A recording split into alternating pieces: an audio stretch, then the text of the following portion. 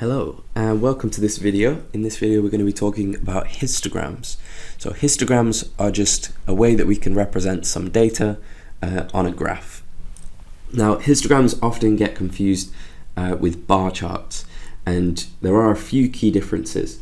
So for example, let's say we had a bar chart, so let's call this a bar chart over here so that we know the difference. If we were to look at a bar chart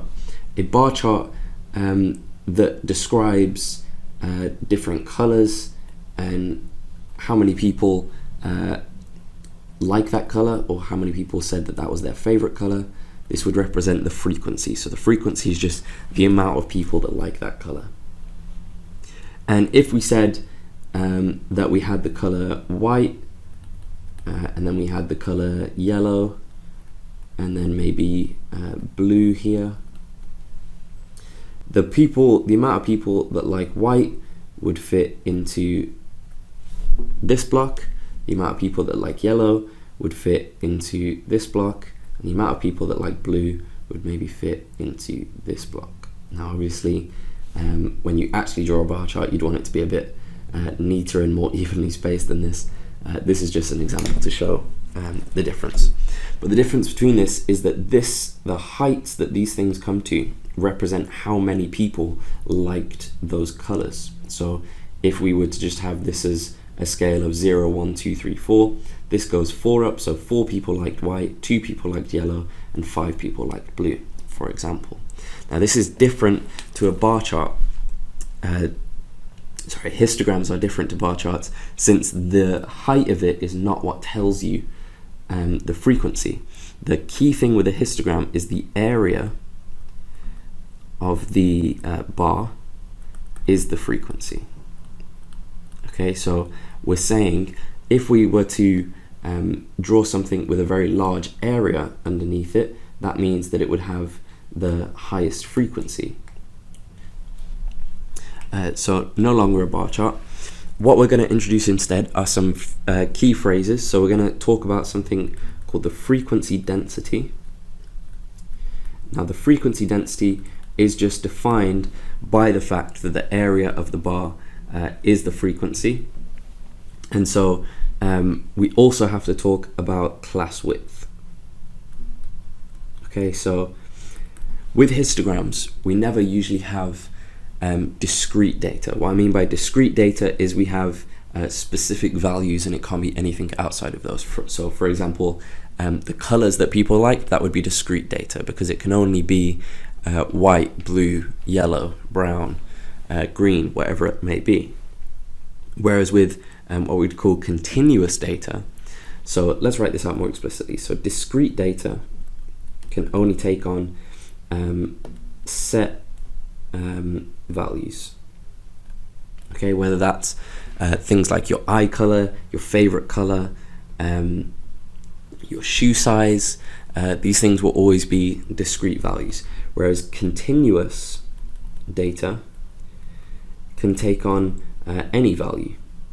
So that would be things like your height, because you could be 1.5 meters tall, but you could also be 1.55 meters tall. You could be 1.53579 meters tall. You've got a continuous variable where you just have to be a number, and therefore you are continuous within that range of things you can have.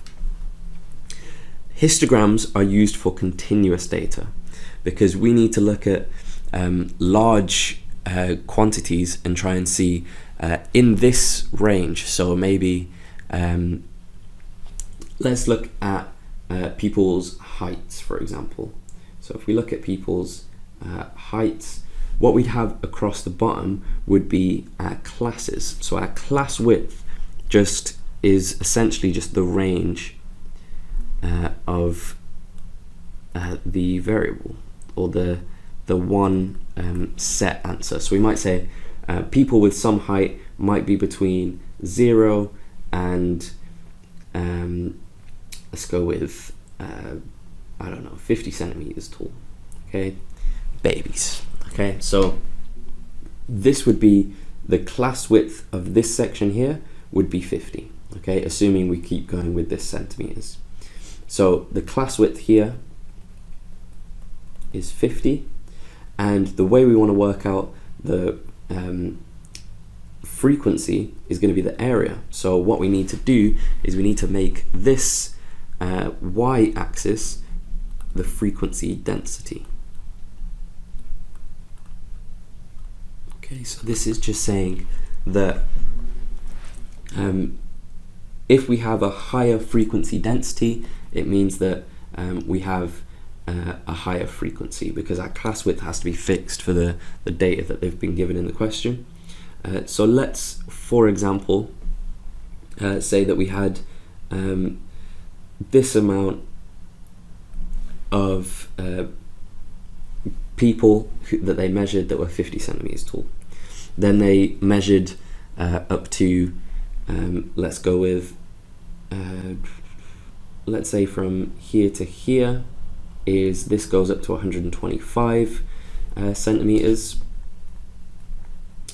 We should probably put the units over here to be consistent, so heights in centimeters, and from there to there we actually have a much bigger frequency, which means we have a much bigger area. The class width of this is the distance between, or the difference between 50 and 125, so that's just going to be 75. And then 75 times whatever your frequency density is on this side is going to give you your frequency for the amount of people that have a height between 50 and 125. Because of this, since we can say that the frequency must be equal to the frequency density, I'm just going to call it frequency dense, multiplied by your class width, because this is how we're working out the area. We're just doing the frequency density on this axis multiplied by the class width on this axis. Then we can evaluate this or rearrange this in order to get a essentially definition for what frequency density is. And frequency density, if we rearrange this, is just going to be frequency divided by class width. Frequency divided by the class width.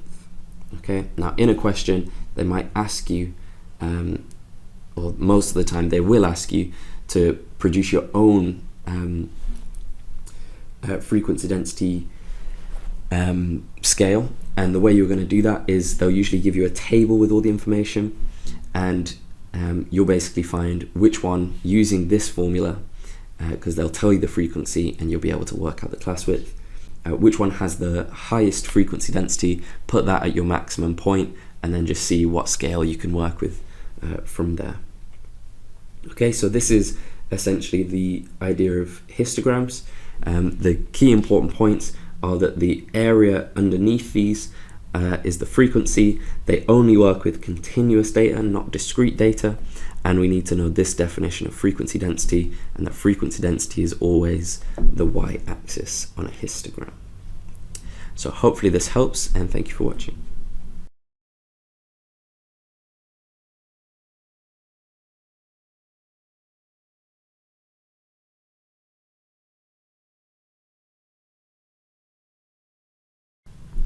Hello and welcome to this video. In this video we're going to be going through some practice questions on the topic of histograms, and as always we're going to start off with a relatively easy question and slowly make our way down to a much harder one. Okay, so in this first question, Bhavna recorded the lengths of time in hours that some adults watched TV last week.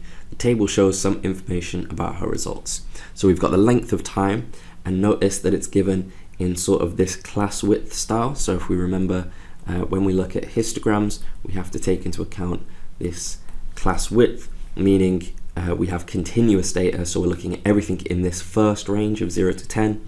There would be 6 hours, there's 6 people who have watched TV for a length of time between 0 to 10 hours. There are 8 people who have watched TV for a length of time between 10 and 15 hours, and so on. Okay, now the frequency, if you remember, the frequency of a histogram is the area underneath the bar, or this area on this histogram here.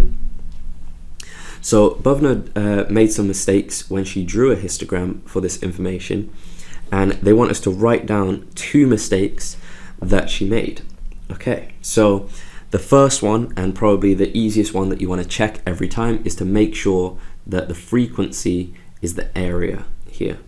But what you can tell is, if you look at the first thing from 0 to 10, it goes up to 6, okay?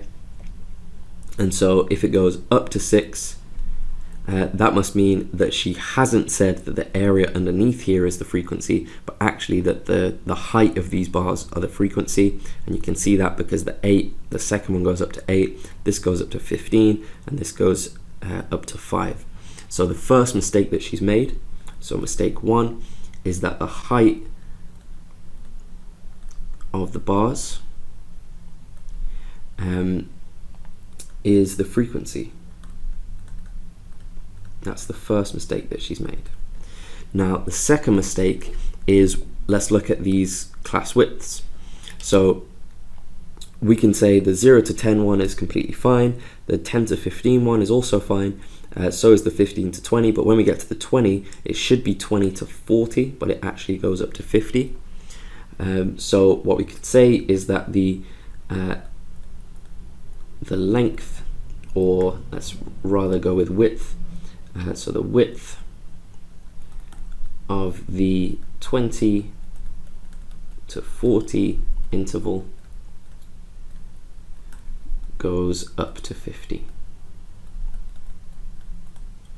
which we only obviously want it to go up to 40, so this is a mistake. In case you wanted some extra mistakes, another mistake would be labeling this side frequency density, since what we're actually plotting here is the frequency, so this actually isn't the frequency density that we're trying to get at. But I think these two would be the most obvious and safest options to go with in this case. Okay, so getting slightly more difficult now. We've been given the height of 150 students, and we've been given these as some class widths with different widths. So the first one goes for 10, this one goes to 5, this is 5, 5, and then 15 at the end. And what they're asking first of all is to draw a histogram for this information. So we need to draw, they've given us the graph, but they haven't told us what these labels are going to be or how we're going to scale them. So that's something we're going to have to work out by ourselves. So what we're going to say, we know for a fact that this bottom one has to be this height here. So we're going to label this bottom height in centimeters. Okay, and we know that it starts at 140 and it maximum it gets up to is 180. So if we were to look at the spacing of these, we would probably space them out like this and then see if we could get up to 180 by doing this. So we'd say if we went in tens, it would be 140, 150, 160, 170, 180. So we could actually go up in tens here. So this would be 150 here, 160, 170, and 180.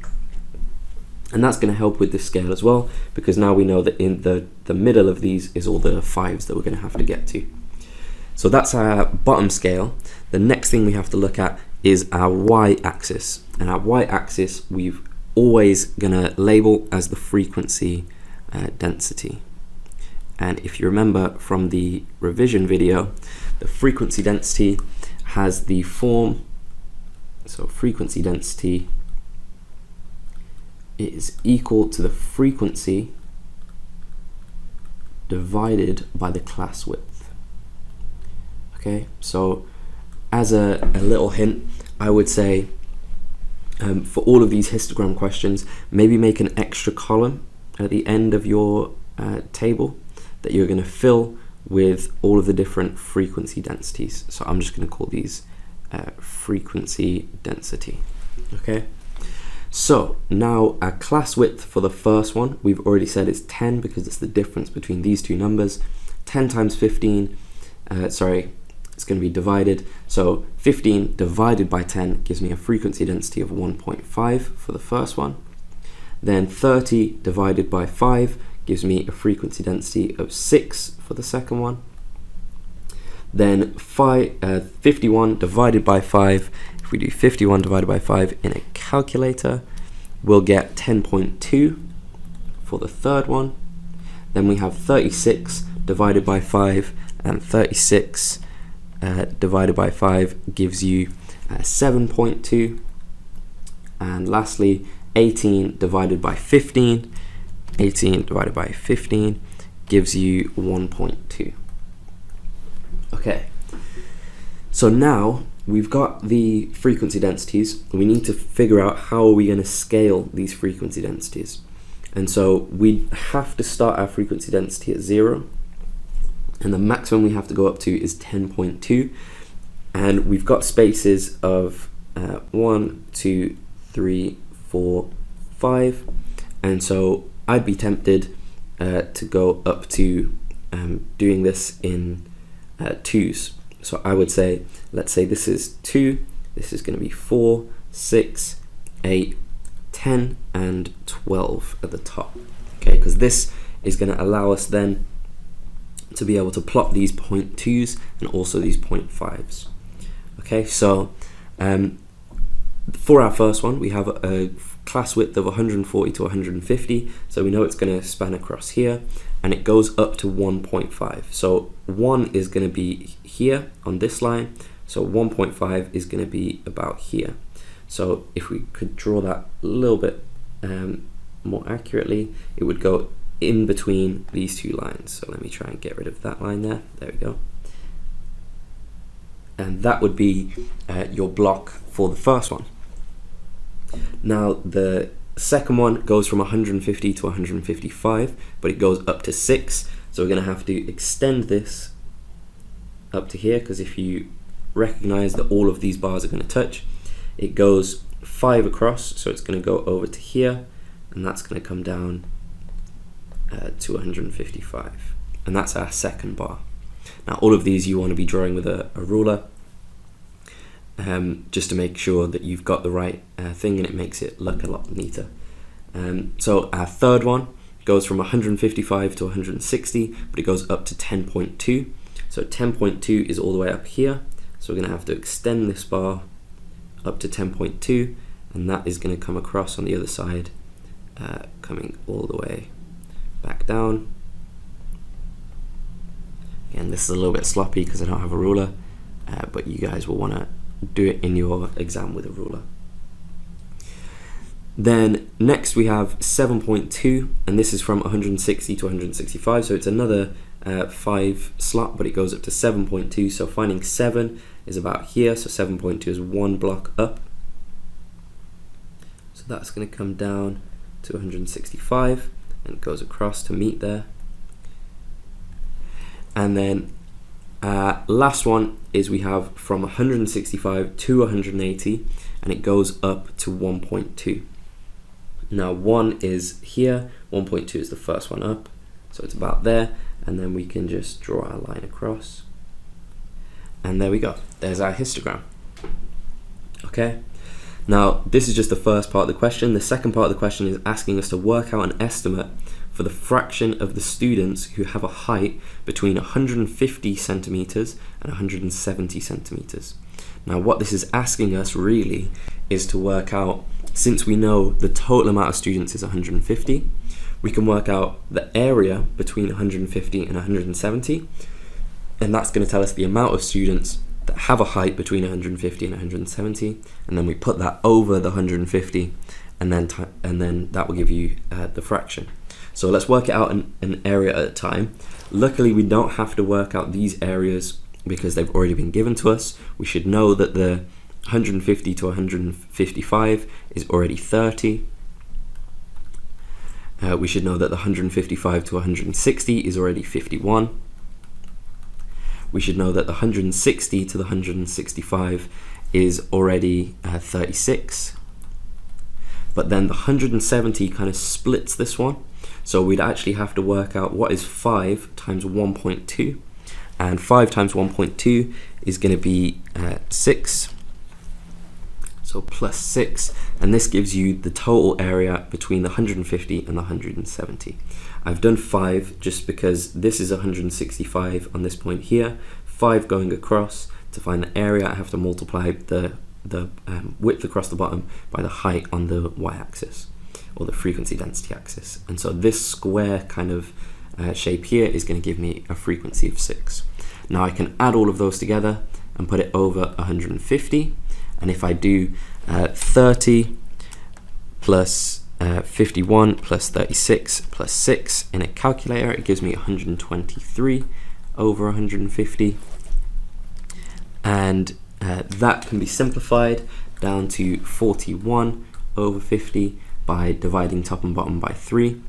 And that one can't be simplified any further. So the fraction of students you could leave as 123 out of 150. That would be completely fine. It doesn't specify that you have to simplify your answer, but if you wish to simplify your answer, it would be 41 out of 50. So for every 50 students, 41 of those students have a height between 150 and 170.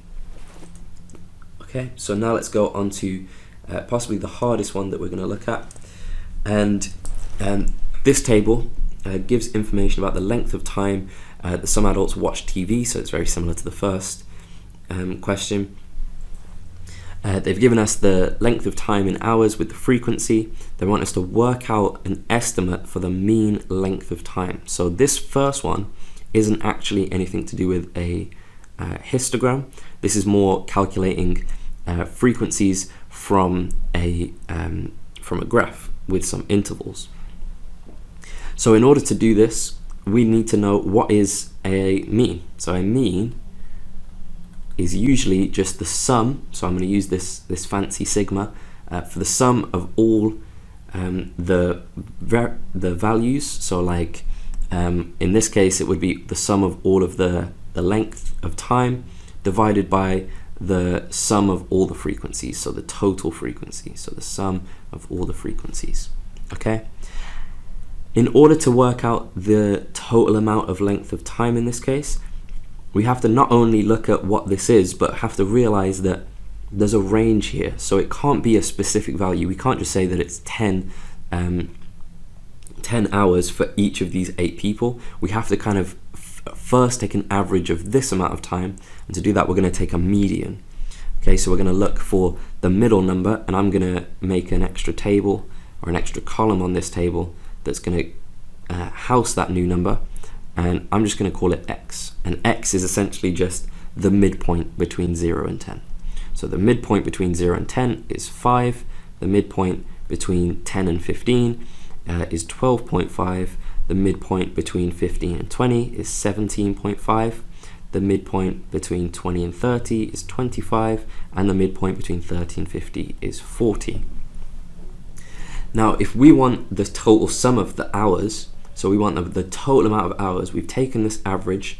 This is why we get this idea of having an estimate here rather than having the actual value of the mean length, because we have to take a guess of what all of these hours are going to be. But this would just be 5 hours per person, and we have 8 people who have each done 5 hours. We have 15 people who have each watched for 12.5 hours. We have 11 people who have done 17.5, and so on. Okay, so what we have to do is when we have this table, we're going to have to multiply the amount of hours that one person has watched it for by the amount of people that have watched for that many hours. So the mean in a frequency table becomes the sum of all the frequency multiplied by the midpoint divided by the sum of all the frequencies. Now this can get quite strenuous, so I would say, just to make it clear in your head, I would make another column on the other side, and this is going to be your fx column. So this is going to be you're multiplying your frequency f by your midpoint x. So 8 times 5 gives you 40, so fx is 40. 12.5 times 15, 12.5 times 15 gives you 187.5. 11 times 17.5, 11 times 17.5 gives you 192.5, 10 times 25 gives you 250, and 40 times 6 is going to give you 240. Okay, so now we know the sum of all the frequencies. We can just add together to get what that is, and we're also going to add together all of these. So I'm going to do it over here so we have more space. So the mean is going to be equal to the sum of all of these things, which when we add them up, 40 plus 187.5 plus 192.5 plus 250 plus 240 is going to give you 910. So that's the sum of all your fx's divided by the total frequency, which is going to be 8 plus 15 plus 11 plus 10 plus 6, which equals to 50. And now we can simplify this. We could divide both of them by 10, and then we could say it's 91 over 5, and then that isn't going to simplify, but we can put that into a calculator and get a decimal. So the mean is 18.2 hours of watching TV. So let's put that on here. Okay, and we can always check this to make sure it makes sense. We can look at well, if we've got 192.5 people between 15 and 20, this is obviously going to be the highest amount of people, and so it makes sense that our average is going to fit into this class width. Okay, so now the histogram part of this question is asking you to draw this information in this on this histogram. So we first have to, they've actually been nice here and given us the scale across the bottom. From 0 to 60, notice this is kind of a little bit of a trap going up to 60. We only actually have to go up to 50. But we need to first work out what is, so we know this length here is going to be the frequency density. I'm just going to put it as frequency dense. And we know frequency density is equal to the frequency divided by the class width. Okay, so we now need to work out what is the frequency density for all of these things. So what I'm going to do is I'm going to make a separate list down here where I'm just going to put the widths and then calculate the frequency density. So I'm going to label these. This is 1, 2, 3, 4, and 5. So line 1 has a class width of 10, and so its frequency density, let's make this a bit more explicit actually. Let's write down both the class width and the frequency. So 1 has I'm going to call the class width just C, a C of 10 and a frequency of 8. So if the frequency density then, FD, is going to be 8 divided by 10, which is 0.8. Line 2 has a class width of 5 with a frequency of 15. 15 divided by 5 gives you 3.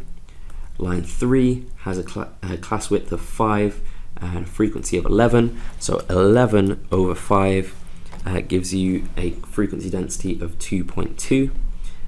Line 4 has a class width of 10 and a frequency of 10, so it has a frequency density of 1, and we're going to put a 5, let me scroll up a little bit, and 5 on the very bottom has a class width of 20 and a frequency of 6, so 6 divided by 20 is going to give an answer of 0.3. And now we just have to know that we're going up to 2.2. We have 0 at the bottom, then we'd have a 1 here, and a 2 here, and a 3 here. Sorry, our maximum is a 3 actually.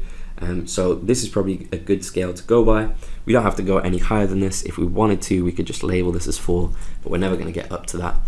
And so then we just have to plot out these things. So first class width is from 0 to 10, and that has a frequency density of 0.8. So we find where 0.8 is. It's going to be this little line here. And so this is going to go across and then come down to 10. And then the part 2 has a class width between 10 and 15, so it's going to be halfway across here. And it goes up to a frequency density of 3, so we're going to have to extend this up and across by 5, and then close that. And then our next one has between 15 and 20, and it has a frequency density of 2.2. So the 2.2 mark is about here. There we go. And then 4 goes from 20 to 30, and it goes up to 1. So this one we can just draw across here and down like that. And then lastly, final one goes from 30 to 50, and it goes up to 0.3, which is about here. And remember to stop as soon as you get to the 50, don't go all the way across to the 60. Okay, so this was quite a long video. Hopefully it all makes sense, and thank you for watching.